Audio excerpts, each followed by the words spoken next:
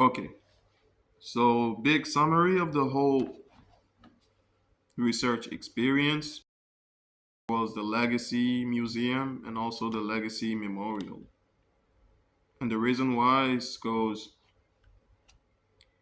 I had the opportunity to learn about the whole history behind the transatlantic slave trade. I also learned part of the history of the USA, which is actually the history of our ancestors. I also had the opportunity to increase my knowledge on several concepts that we covered in class, especially in my sociology class and also my anthropology class. It was pretty good to see actual representation and also the way they were explained through the videos, through the podcast, through the monument, through the art. So it was pretty nice to learn.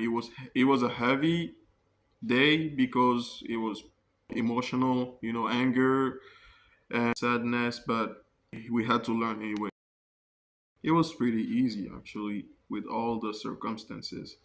So learning about the history of our ancestors, which is a common thing to us, the whole environment, having a roommate, having lunch, having dinner together, having fun activities, the K1 speed, kart racing, all these things were means for us to build a brotherhood, a solid brotherhood, as an international.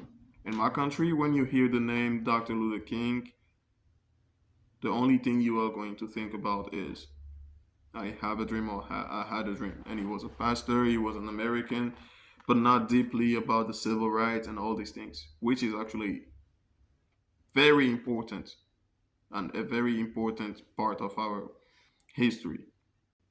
It is actually sad to see that we are learning more about other cultures than our own cultures and our own history. So learning about these things can ensure that we remember the people of our own community that should be remembered and the facts that happened in the past, and we have to preserve it for it not to disappear.